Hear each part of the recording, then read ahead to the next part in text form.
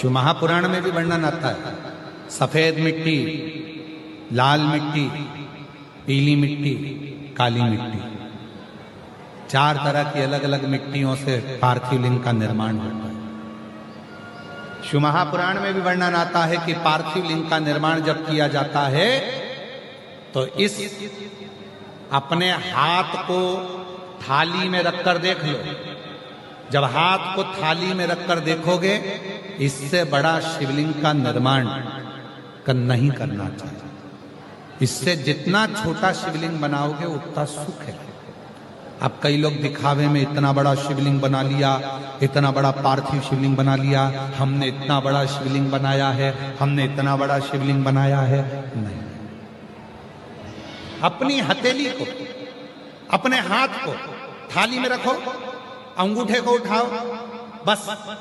इससे बड़ा शिवलिंग घर में नहीं बना, इससे बड़े शिवलिंग का निर्माण नहीं करना, बस छोटा, इससे छोटा, इससे छोटा, बड़ा। इतना बड़ा भी बनाओगे तो चल जाएगा, पर इससे छोटा, बड़ा। पार्थिव पूजन। अब कई लोग क्यों बना देते हैं, बड़ा शिवलिंग बनाएंगे, पूजन में आनंद आएगा, इतने सारे लोग बैठे हैं, हम भगवान शंकर का, हम उज्जैनी महाकाल बनाएंगे, हम विश्वनाथ बनाएंगे, हम वैद्यनाथ बनाएंगे, हम त्र्यंबकनाथ बनाएंगे, हम कृष्णेश्वर बनाएंगे शिवलिंग पर। फिर वो निर्माण कर रहे हैं, फिर उसमें अलग स्वरूप दे रहे हैं, फिर अलग स्वरूप का निर्माण कर रहे हैं। शिव महापुराण की कथा कहती है कि लोग कहते हैं कि पार्थिव शिवलिंग में या शिवलिंग में केवल हम भगवान शंकर की आराधना कर रहे हैं, भगवान शंकर की साधना कर रहे हैं। नहीं नहीं,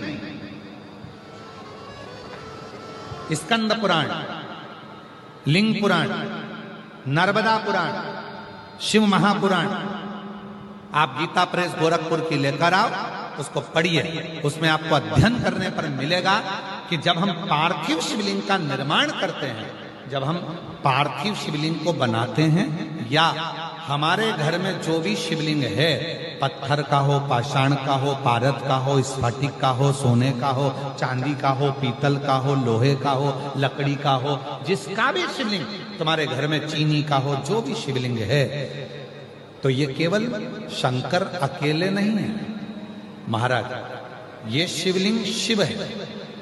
इसी में ब्रह्मा, इसी में विष्णु, इसी में महेश। ये जलाधारी मां पार्वती जी, सीधे हाथ पर गणेश, उल्टे हाथ पर कार्तिक है, बीच में अशोक सुंदरी। इस शिवलिंग के ऊपर जो बूंद बूंद जल टपक रहा है जलाधारी से, वो शिव जी की 5 लड़कियां, जया, विषहरा, शामली बारी, दौतली, देव। शंकर जी की 6ठी लड़की अशोक सुंदरी है। जहां शिवलिंग का पानी जितना मोटा जलाधारी होती है और पानी जो नीचे गिरता है, उतनी जगह 64 योगिनियां, देवी जी की 64 योगिनियां यही विराजती हैं।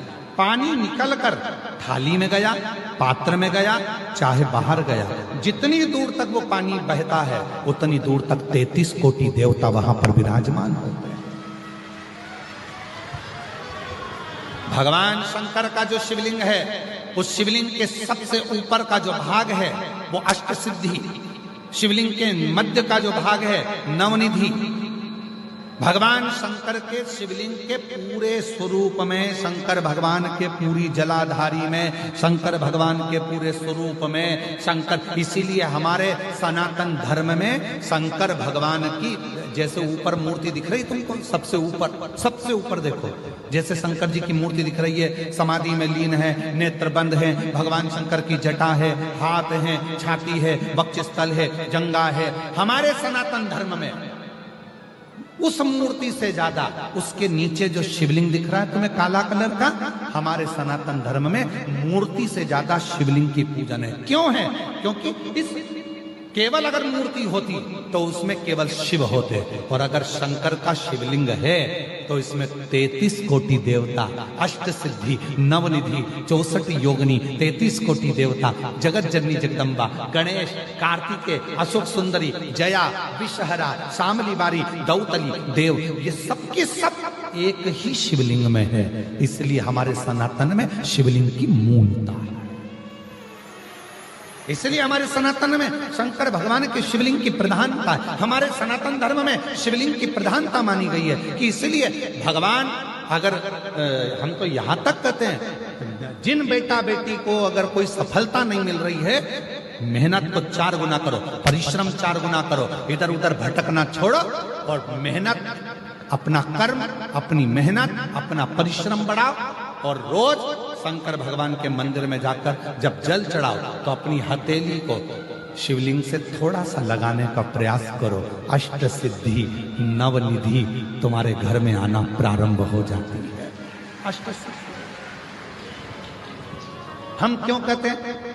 जल चढ़ाने जाओ, जल चढ़ाकर वापिस आओ तो थोड़ा सा जल घर लेकर आओ, दरवाजे पर छीटो।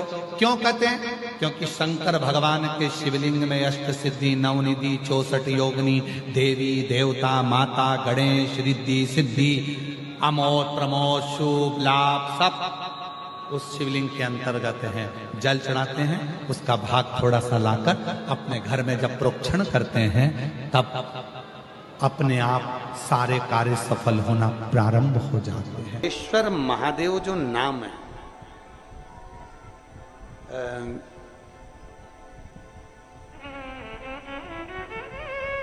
भगवान शंकर ने सारे 33 कोटि देवताओं को अपने अंदर समाहित कर कर ये रूप रखा था श्रम्भ पक्षी। 33 कोटि देवता। मान लो आपके ग्रह अनुकूल नहीं चल रहे हो, कोई कह दे कि मंगल बेकार है, कोई कहे शनि बेकार है, कोई कहे रवि बेकार है, कोई के बुध बेकार है, कोई के गुरु बेकार है, कोई के शनि बेकार, कोई के ये बेकार, कोई के तुम्हारा ग्रह बेकार चल रहा है, तुम्हारी किस्मत बेकार चल रही है, तुम्हारा भाग्य बेकार चल रहा है। तो पहले तो जो तुमसे कह दे कि तेरा भाग्य बेकार चल रहा है, उसके चरण छू के उसको प्रणाम करके वापिस आ जाओ। क्यों? जिसने पृथ्वी पर जन्म दिया, जिसने नेत्र दिए, मुख दिया, हाथ दिए, पांव दिए, पूरा शरीर दिया, सारी इंद्रियां दी, रहने को घर दिया, खाने को अन्न दिया, अगर कोई तुमसे कहे कि तेरा भाग्य बेकार